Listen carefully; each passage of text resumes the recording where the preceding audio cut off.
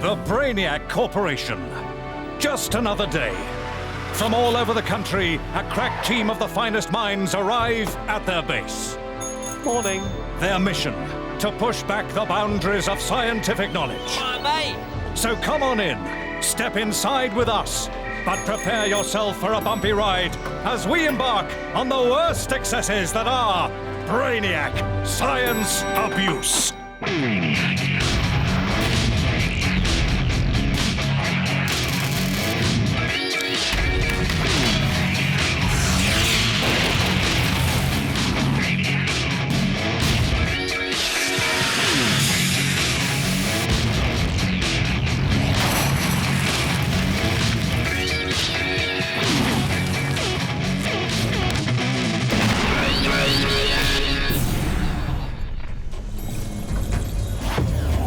Welcome to Brainiac, the science show that puts its feet up on your mum's best furniture. Yes, a brand new series of the show where you're guaranteed the biggest bangs, the wildest experiments, and masses of mindless stupidity. We've got new faces aplenty, alongside the familiar faces of the world's top scientists. Tickle, Hudson, Dr. Bunhead, and Professor Mayang Lee. And yes, we nuke a lot more caravans. And tonight, we ask, can you swim as fast through syrup as you can through water? Newton's an idiot! Come on! We check wind speed down at the lab. We find out why you shouldn't muck around with lawnmowers.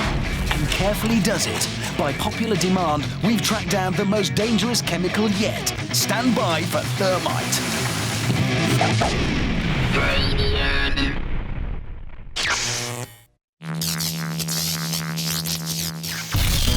In the last series of Brainiac, we discovered that there were a lot of things you couldn't do whilst being electrocuted. Drinking beer, slow dancing, being a fancy wine waiter, and going out on a posh dinner date. All these and more were nigh on impossible if you have electricity coursing through your body. OK, that's all very well in the clinical environment of the Brainiac warehouse laboratory. But what about in the real world, on real people?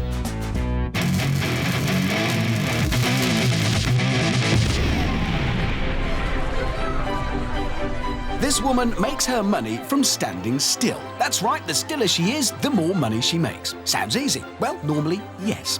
But maybe not if we introduce her to some 9-volt, low-amp electrical equipment. Let's see if she can make money now. The current the kit carries produces electrical impulses to stimulate specific muscle groups. And it's not long before they have their effect. A selection of initial zaps are enough to throw her off her stride, if not her box. Striving to ignore them, she adopts a stoic pose. But it's not easy to maintain in the face of acute pain and involuntary muscle contraction. And it's something that gets even harder when the voltage gets turned up. One final large jolt completely throws her, and she's had enough. A parting zap as she goes, but I think the point has been made. Making money by standing still. You can't do whilst being electrocuted. Time to get a real job, love.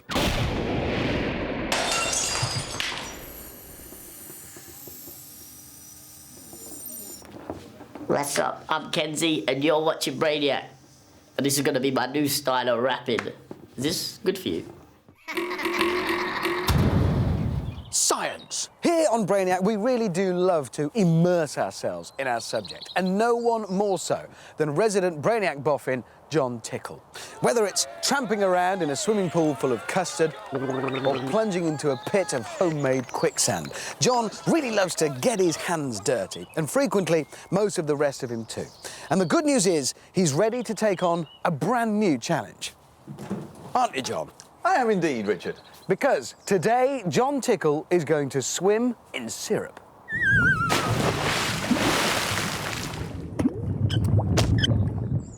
Well, here it is, one pool full of syrup, not something you see every day. I should point out the Brainiacs have been here all night filling it up, and they're just now topping it off.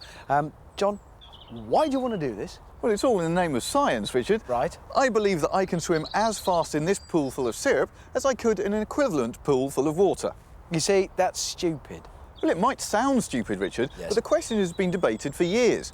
Isaac Newton and his contemporary Christian Huygens were debating it back in the 17th century when Isaac Newton was writing his seminal text Principia Mathematica. What, they were talking about pools full of syrup? Absolutely. Newton thought that the speed of an object through a fluid would depend on the viscosity of that fluid. Huygens disagreed. I still don't see why you want to swim through a pool full of syrup. Well, I've got this theory that Huygens was right, at least for human-sized projectiles. Which means...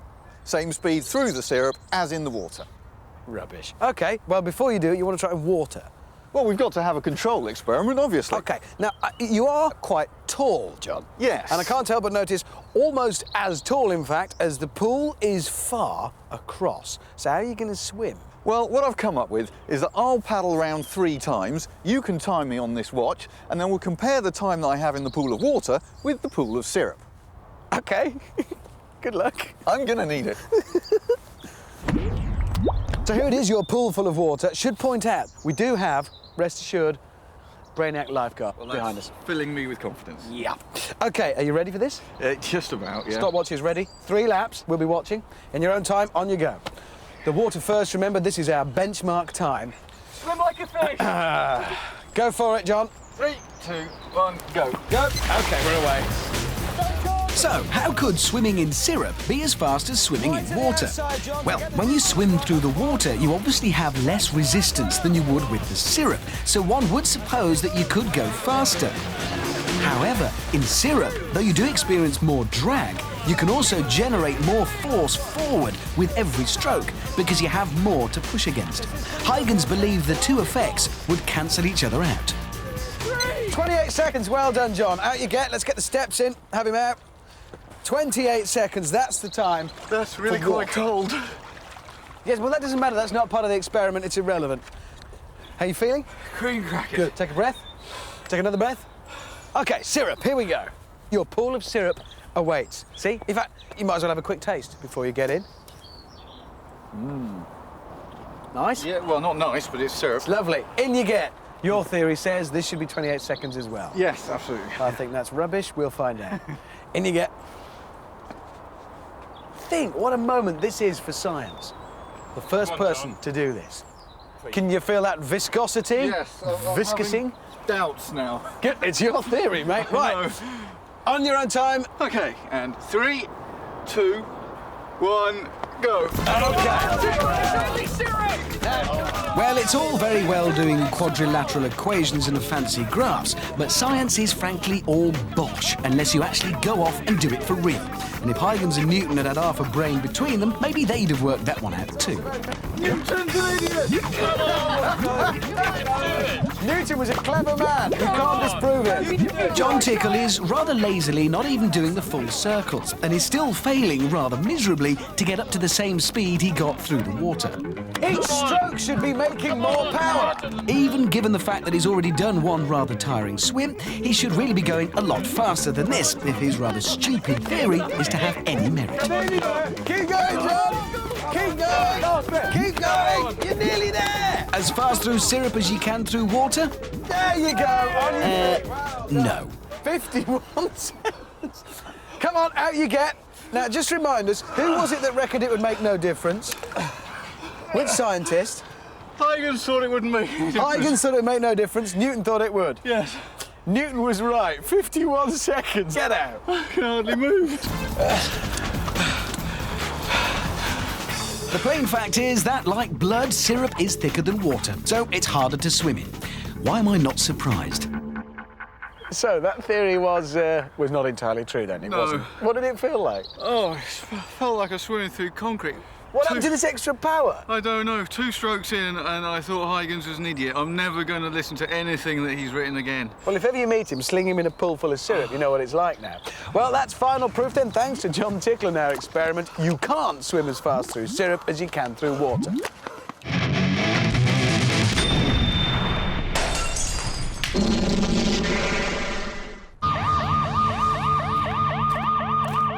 Stop. The following experiment is dangerous. Do not try this at home. No, really, don't. It's a new series, so let's celebrate with champagne. The pressure in a champagne bottle is about 80 pounds per square inch, 3 times the pressure of a car tyre. As they heat up, the CO2 molecules get agitated, increasing the pressure to intolerable levels until finally it bursts. The bottle is made of thick, toughened glass, so when the explosion does happen, it's enough to rip the microwave apart. We do these experiments so you don't have to. Do not try this at home.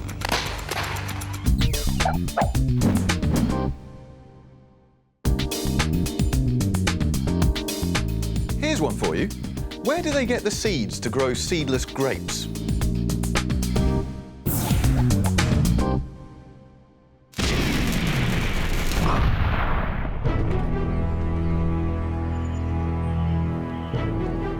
Will it fizz or will it bang? The regular chemistry conundrum as posed by Dr. John P. Kilcoyne, Principal Lecturer of the University of Sunderland. So, what chemicals has Dr. Kilcoyne got in his shed today? Nails and hydrochloric acid. Will it fizz or will it bang? We'll be giving you the answer shortly.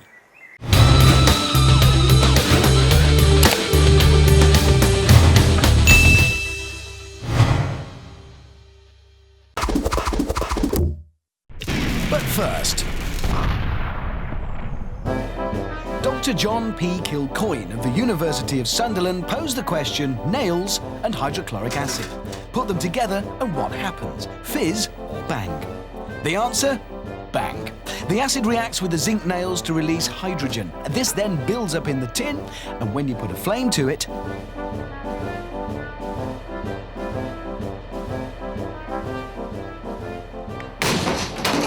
up it goes. What a great bang! Nice one, Doc.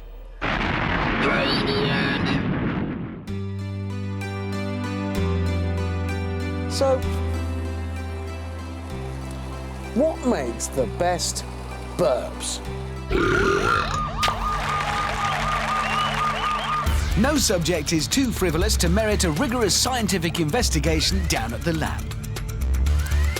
3 brainiacs ready to induce the best oral flatulence. Brainiac 1 will be drinking lots of fizzy drinks through a straw. And we're also giving it a teeny-weeny hole. Brainiac number 2 will be licking up sherbet and sucking lustily on fizzy sweets, while Brainiac 3 will be eating his dinner very fast. Prepare to start. Eructation, or burping as it's more commonly known, is the body's way of releasing trapped air. And start. Swallowing air is probably the most common cause of burping. This excess gas, if it doesn't get released through the mouth, will always find an exit route somewhere, downwards or upwards. And these are the judges. They're on hand to mark anything that eventually emerges, scoring each burp for volume, earthiness of sound, and length of emission. The highest score for a solitary burp will be judged the winner. The fizz in fizzy drinks is carbon dioxide. Slurp down quantities of this stuff and you become a belching time bomb, just waiting to happen. The added oxygen from the hole in the straw should trap even more air. That pressurized gas has to re-emerge sometime. When though, and in what quantity? Sherbety sweets are also carbon dioxide emitters. Satisfyingly fizzy in the mouth, these babies continue to expel gas all the way down to the stomach. Could be windy, this one. When you eat your dinner very fast, there's more chance of air being forced down your esophagus than if you munch it down at a more relaxed pace. This wind then gets pushed into the stomach and is sat on by the dinner you've just shoveled on top. When the food shifts to one side, the wind passes up again. Should be good when it finally does emerge. And rest. So, the preliminary stage completed. Some gentle manipulation of the nether regions should maneuver the wind in the right direction. Stand up, please. A rub on the back also helps, There. as generations of small babies have discovered. There. A session of jumping up and down maneuvers the wind into the correct area. And sit. Okay, gases are well and truly on the move. It's now just a matter of time.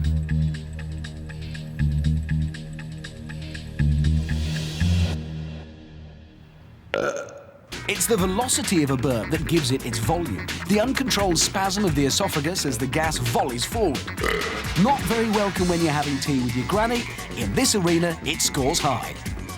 Earthiness, however, is all to do with where the belch starts. An emission which begins to erupt between the stomach and the esophagus has a fuller sound than a throat burp, and usually a richer pungency. Smells. In terms of length, the greater quantity of gas that pops up in one go, the longer the emission. This is controllable if you can master the trick of holding down several separate belches and then stringing them together in one long, satisfying grunt. So, while fizzy drinks Brainiac and Sherbet Boy have really kept the judges busy, Fast Fooder has still failed to trouble the scorers.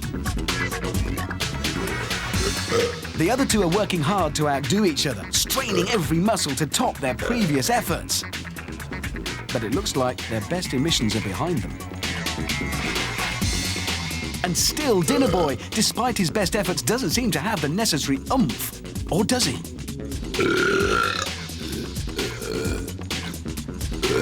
A fine belch, a truly magnificent eruption. One good quality burp is enough to blow the judges away. And here are the results. The best burps are caused by eating your dinner very fast. It earns Dinner Boy the respect of his peers and the highest score of the day. Well done, that man.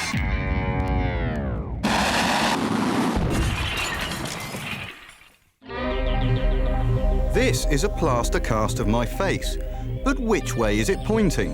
In or out? The answer only becomes clear when it's turned.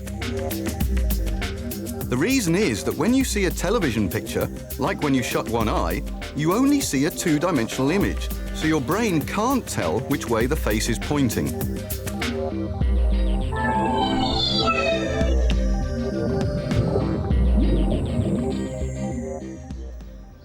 We break a lot of things on Brainiac, and sometimes we mend them. So, what is Britain's stickiest fixer? How else to find out but the good old-fashioned method of testing on a Brainiac? First up, double-sided carpet tape. Just like the double-sided tape you use for sticking things like paper together, but a lot stronger. Right, this way. Turn around. Left foot up on this block here. Now lie back. Now stick him to it. Right, hoist him up. Let's do this. We should have used a smaller Brainiac, really. This is all about how long this 14-stone lump stays attached to the board. When he's lowered, the tape takes the strain, with a little help from some nervous clinging onto the hand straps. Up he goes then. But for how long will double-sided carpet tape hold out against the power of Isaac Newton's favourite force? Stopwatch ready? Yep. Go. Start the stopwatch. Right. He's still sticking. He's still sticking. Oh, oh, oh, oh, oh. Oh dear. Keep lowering. No! It wasn't brilliant. What was the time? 18 seconds, 72. All right, I thought we might do better than that. Right, I'm going to find something else. Get changed. So, 18.72 seconds for the carpet tape. A good start. It's the time to beat. Right, next up it is the office bully, the stapler. How are we doing? Get as many as you... Actually, this is going to take ages. Pathetic. Hang on. You see, that's not a staple gun. That is a staple gun. Hold on, there'll be a big bang. Oh, there you go. OK, here we go. Lift him up. The pneumatic staple gun, more usually reserved for firing 2-inch staples into concrete, packs a whacking 250 pounds per square inch punch. Sounds impressive, but only one way to find out. Right, time. Start. Hey, this looks pretty good. Oh, I can hear ripping.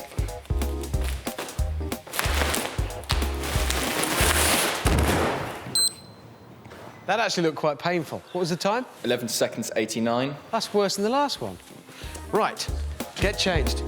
11.89 seconds then. The staples couldn't take that Brainiac's load evenly, and it was his paper pants that finally paid the penalty. Next up, contact adhesive. OK, let's get this stuff on you. You put some of that on the board, and I'll put this on you. The important thing about contact adhesive is it's pressure sensitive. So we need to think of a way of really pressing you onto the board quite hard. Yeah. So what's that been? About 10 minutes? Yeah, about that. That's probably enough, actually. Let's get him up there. Hoist away. This stuff is meant to be even stronger than super glue. Both surfaces get a spraying, and when dry, they form a firm grip, usually used for bonding wall boards and kitchen worktops. Right. This should be good. Go.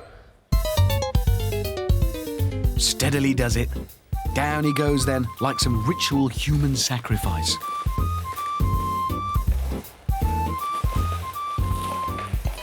There's a lot of noise. That's as close as we've got to horizontal. Go on. 2490. Hey, so that's it. That's the definitive answer. If you need to stick a Brainiac to your ceiling, contact adhesive is the way to go. Cool. On we go. So 24.9 seconds way out in front. Contact adhesive then, the stickiest of the sticky fixes. 47 seconds science. Big science questions answered in bite-sized chunks. Can you open an umbrella underwater? Well, of course you can, if that water is a shower of rain. But what about at the bottom of a swimming pool? Can you open an umbrella down there? The pressure of the water pushes back against the efforts of the Brainiac.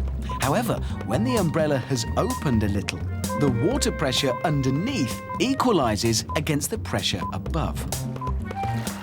The added force applied by the albeit tiny Brainiac is enough to force the umbrella open. The answer? You can open an umbrella underwater. But then again, why would you want to? 47 seconds science. Big science questions answered in bite-sized chunks.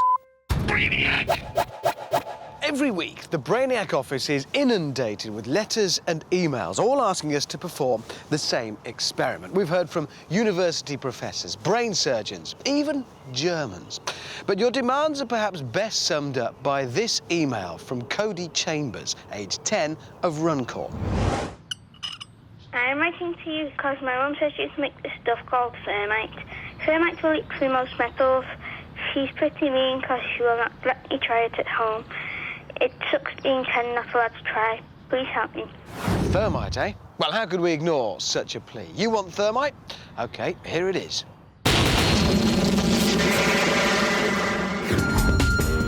This is Thermite. It's a powdered mixture of iron oxide and aluminium, which when ignited burns at 2,500 degrees Celsius, which is very, very hot. This is propane, a high-pressure, highly inflammable gas. In the wrong hands, this can be deadly, which is why it's protected by a solid steel cylinder designed to withstand an impact of 5 tons. Can it resist the awesome power of Thermite? Packed into the slow-release mechanism of a garden flower pot, stand by then for the war of the elements. Just light the touch paper and stand well back. When the burning fuse reaches the powder, it will trigger the irreversible Thermite reaction, sending a torrent of molten iron through the flower pot and down onto the propane cylinder. What happens then is anyone's guess.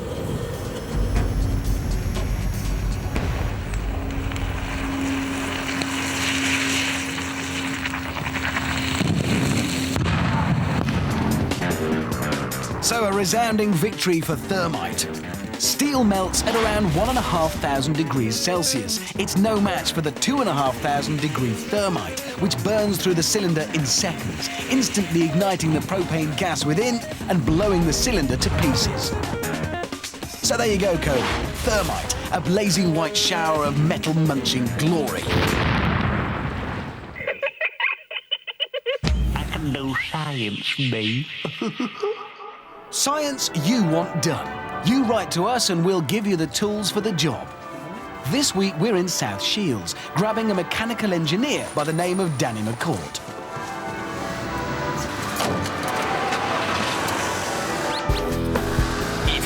enough to be selected, then you too could be picked up in style by the Brainiac team and chauffeur-driven to our top-secret, state-of-the-art research laboratory. Get your thinking caps on and your ideas into us. Who knows, we might just pick you.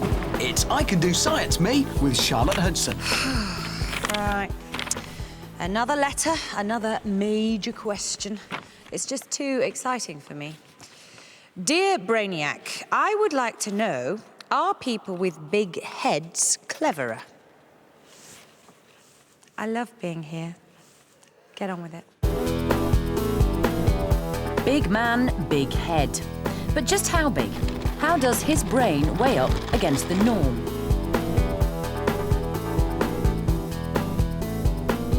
£9 and 8 ounces. That's over a pound heavier than the average skull. A good match then against this guy's somewhat smaller bombs. That's £8 and 4 ounces.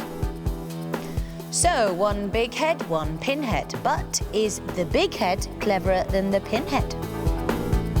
All-round clever guy Albert Einstein very kindly donated his brain to science.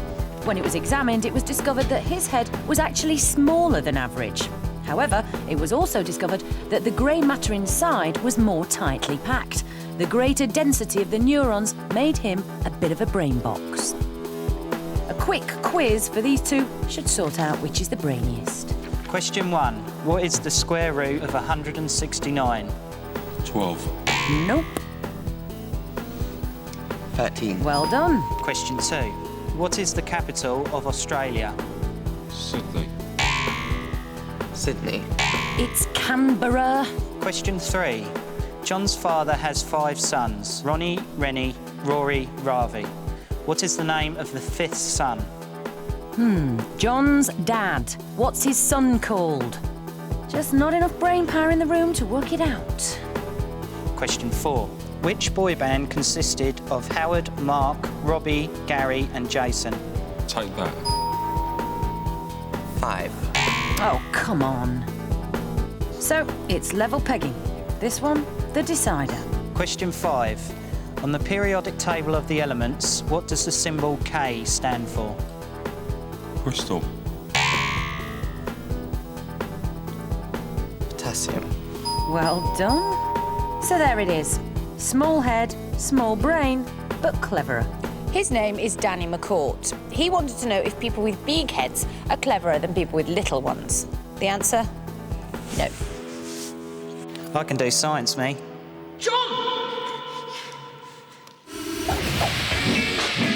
Things John Tickle's body can do. Come in. Stand over there for me.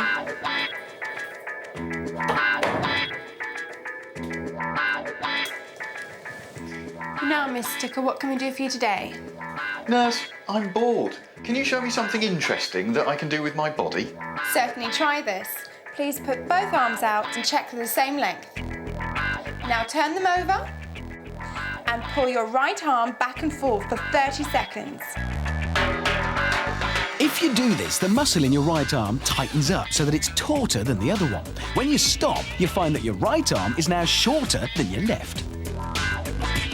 Now stop and check the length of your arms. Oh, the right one's shorter. Thanks, nurse. That'll keep me amused for hours. Not at all. Bye-bye, Mr. Tickle. Just one more thing John Tickle's body can do.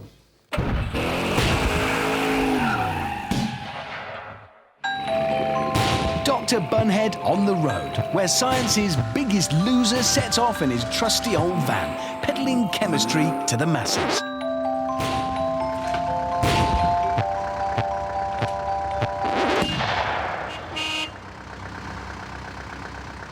Do you have any ice creams? You what? Do you have any ice cream? No, we haven't got any. What does that say up there? Bunhead's ice creams. Does it? Oh, yeah. So it does. No, we don't. Tell you what, though. Do you like balloons? Yeah. I've got a cool one for you here. Hang on. I've got a bottle filled with liquid nitrogen. Excuse my flagrant disregard for standard cryogenic handling protocol. Attach that to this hot water bottle over here. Like this. Oh, a couple of safety precautions for me. Need to put my glove on. Let's take take that out. And you'll notice the hot water bottle is starting to get bigger, but it's a bit slow, so I'm going to increase the rate of evaporation by dropping it in this bucket of hot water. That's quite right, yes, you should step back a little. In fact, maybe that, oh my goodness. Help! Hey! There you go! That's a balloon for you. It was boring. Flipping it, go on, clear off. Get lost, get on, get lost. Lawyer, go on, clear off. Go on, back to your lessons, spoiled brats.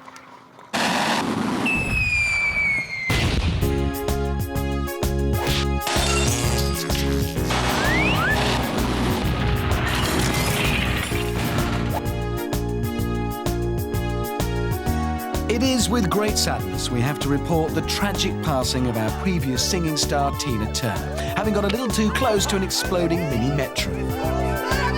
However, the good news is that we've now cleared the stage for a brand new celebrity who's just itching to blow something up. Yes, it's legendary chanteuse Diana Ross arriving to a wildly enthusiastic reception. The gathering fans can barely contain themselves, knowing that a powerful explosion is only moments away. The mistress of Motown has a plan, yes, to blow up this car by means of a chain reaction. Just time to check all the various component parts of the carefully laid setup before she starts the process off. Everything has to be absolutely in place for the bang to happen. And in tribute to her illustrious predecessor, it's a Bunsen burner she chooses to set off the path of her first destruction. Here we go then. As a part-time 10-pin bowler, Diana mixes business with pleasure, rolling the ball down the path to cascade the concrete dominoes down to the waiting flame. The burner drops into place. Then it's sizzle time for the fuse wire. The moment of impact just seconds away now.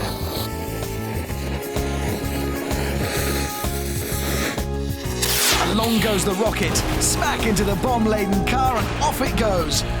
And off goes Diana into the theme tune her fans know and love.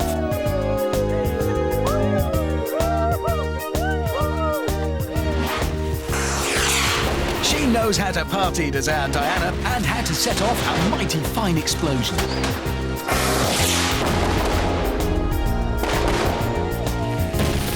Diana Ross and her car-popping chain reaction.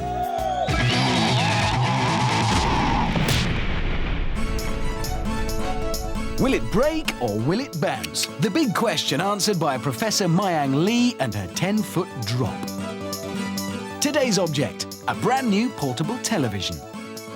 So, will it break or will it bounce? Stay tuned for the answer.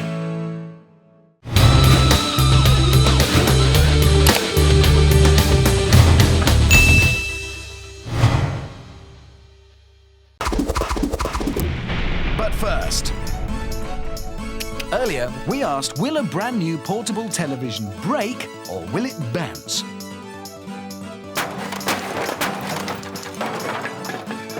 The answer, a brand new portable television breaks.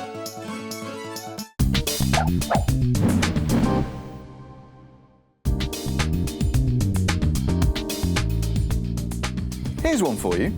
Aren't all rooms at room temperature?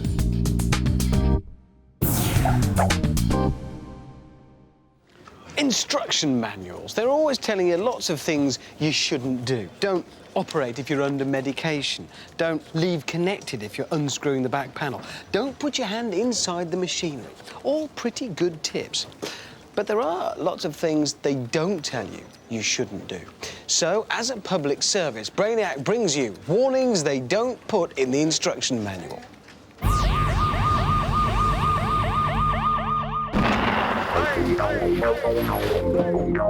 We like to think of Brainiac as a sort of public service, here to field some of the risks and dangers that may confront you as you go about your everyday life.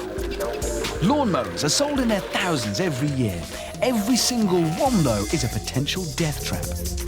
Looking through the manual, while they tell you not to run over the cable and not to touch the moving blades, amazingly, they don't tell you not to run over a bomb with your new machine. Fulminate is a heavy crystalline salt discovered in 1800 by Edward Howard. When exposed to flame, impact or friction, it tends to explode. Not the kind of material then which should be laid in the path of a new lawnmower. Set on its way, it's worth remembering that you could be strolling unknowingly behind this machine mowing your back lawn. When the machine unerringly hits its target, the outcome is inevitable. The Fulminate explodes beneath the machine, catapulting it and potentially you all over the park. Quite a mess. So remember this warning. Do not run over a bomb with your new lawnmower. And of course, do not try this at home. Granny Brainiac, homespun science from the nation's favourite old dear. Oh no, Gran. I spilled black currant all over my shirt. Don't worry, dear. I'll fix it. Spilling juice on your clothes can be a bit of a nightmare, but Granny always has a solution. Just apply a dab of milk. The lipids break the surface tension of the stain, making it easier to remove. However, Granny needs a lot more milk to remove that stubborn stain. But we can lend a helping hand. Here you go, Granny. Just dab a bit more on, and you'll get the job done in half the time. Thanks, Gran. Good as new. Oh, yes. Granny knows best. She certainly does. Homespun science from the nation's favourite old dear.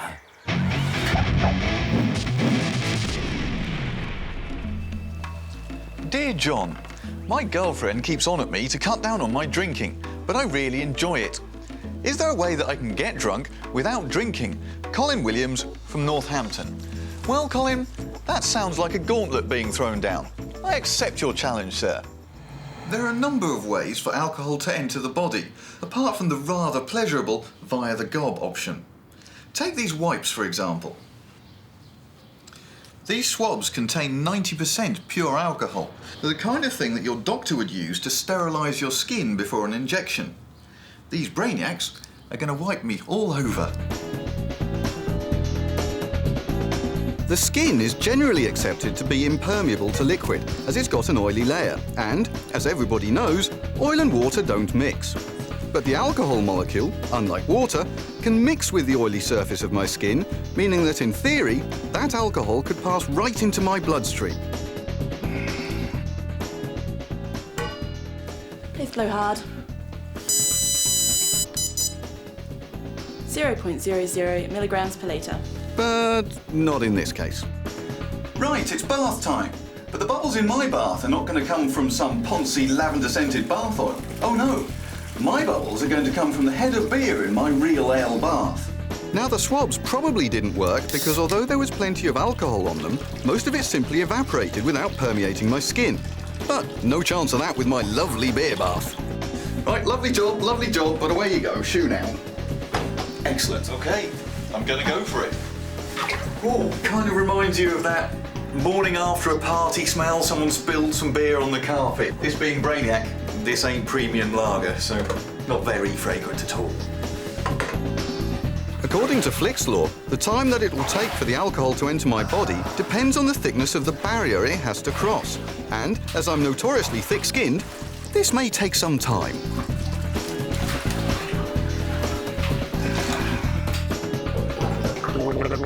It's been 2 hours since my bath, which I hope will have been enough time to let any alcohol get right into my system. And now we wait. Wow, look at that. 0.05 milligrams per litre. So the alcohol did get into my body, but only a bit. Next stop, the sauna, with a difference. It's vodka on the rocks for me. The alcohol may be evaporating, but I'm in a sealed environment here, so I should absorb it. Ow, that's really hot.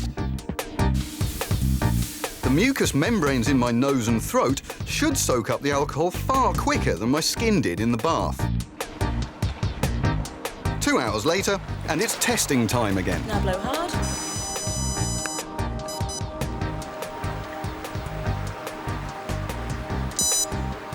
And the result, 1.3 0.30 milligrams per litre.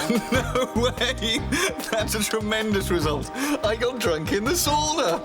So there you have it, Colin from Northampton. You can get drunk without drinking, but it's a whole lot more fun down the pub.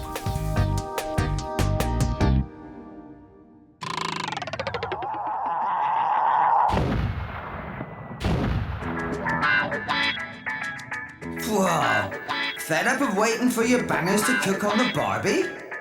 No worries, mate. Speed it up a bit. All you need is a load of liquid oxygen. Whoa! Steamy! Splash it all over the coals and let it sizzle in the pan. And don't forget to stand well back. Crikey! Oops, I think I've overdone it.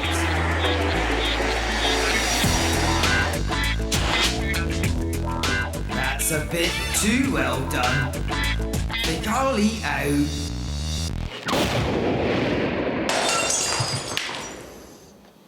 Hello, my name's Paul O'Grady and you're watching Brainiac. It's a great show. You should hear me sing Crazy, I'm crazy.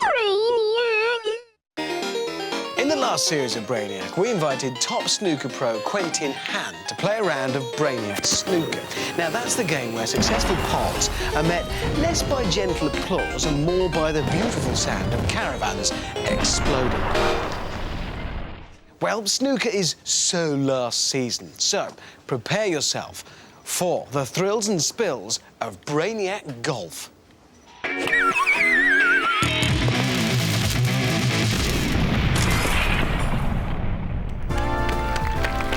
And it's a very warm welcome on a chilly day for the final pairing of the Pro Celebrity Golf Challenge. And it's the one the crowds have all been waiting for. Top golf professional Jamie Spence against Brainiac. Fairly unusual game of golf this. We've got 8 caravans, each filled with a bomb and a different chemical. This week, it's barium chloride. When the ball goes in the hole, it will set off the fuse wire, which travels up the flag and along to the caravan, setting off a huge explosion and a different colour flame, depending on the chemical inside.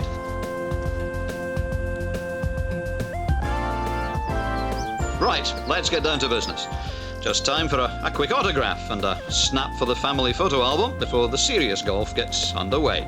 Always nice to see the top players prepared to give time to their fans.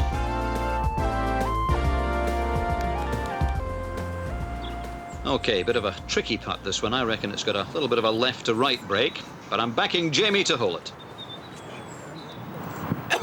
Interesting tactic being used by the Brainiacs here. Not quite sure it's strictly within the rules of golf. Please! But I don't think it'll put off a player of Jamie's calibre.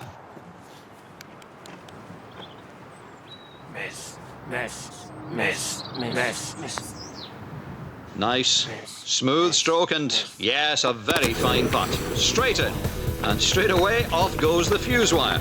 Just a matter of time now until it reaches the bomb. Taking cover now the priority for all concerned, because when it goes up, those flaming bits of caravan are going to travel all over the course.